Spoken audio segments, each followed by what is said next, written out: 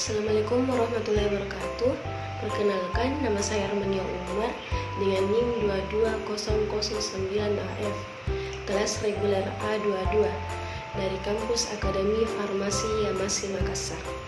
Baiklah, di sini saya akan menjelaskan materi biokimia darah dengan mata kuliah biokimia dengan dosen pengampu Maulana Zulkarnain Imansyah, Aiswaram M. Biomed. Apa sih itu darah? Darah adalah cairan yang terdapat pada semua makhluk hidup kecuali tumbuhan.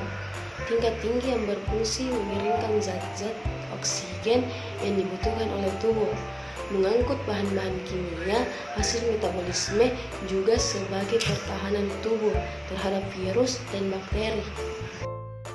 Komponen darah terdiri dari komponen dan cair plasma 55%, air 91%, dan zat padat 7-9%, dan komponen seluler 45%, elektrolit dan trombosit. Bila darah membeku akan terpisah menjadi dua bagian. Yang pertama, bagian bawah yang membeku terdiri dari fibrin dan komponen seluler di dalamnya. Yang kedua, bagian cair berupa serum yang berwarna kuning. Bila darah ditambahkan antikoagulan eta mengketat Ca+2 lalu disentrifus, juga akan terpisah menjadi dua bagian. Yang pertama, bagus endapan terdiri dari komponen seluler. Yang kedua, lapisan supermatan yaitu plasma. Komponen yang larut dalam darah. Yang pertama, enzim terdiri dari fosfatase, piruvaterasminase, dan lain-lain. Yang kedua, NPN, non-protein nitrogen, contohnya urea, asam urat, keratin, kreatamin, amino, dan asam amino. Yang ketiga, glukosa.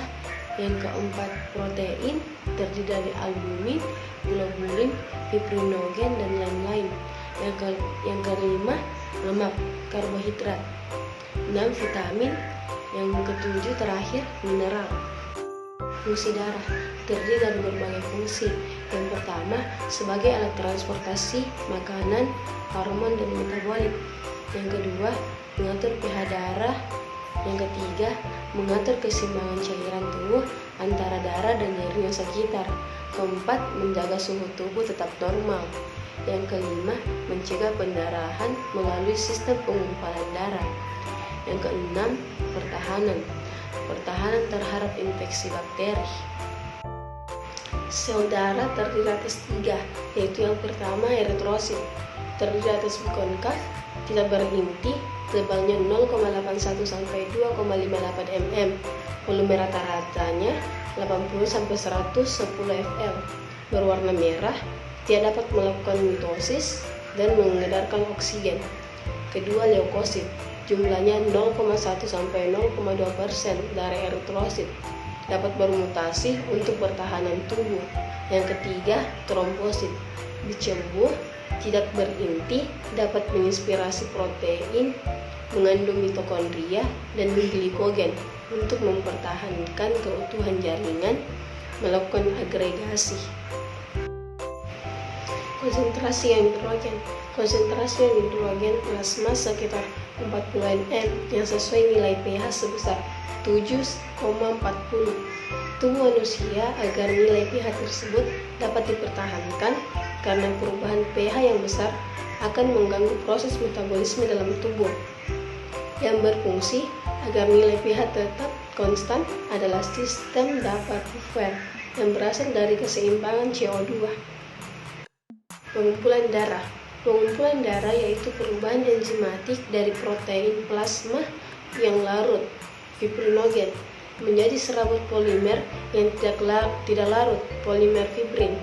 Pengumpulan darah dapat terjadi melalui dua jalur, yaitu yang pertama melalui luka jaringan, jalur ekstravaskuler. Yang kedua, proses dari sisi dalam pembuluh darah, jalur terpantau. Pemeriksaan darah.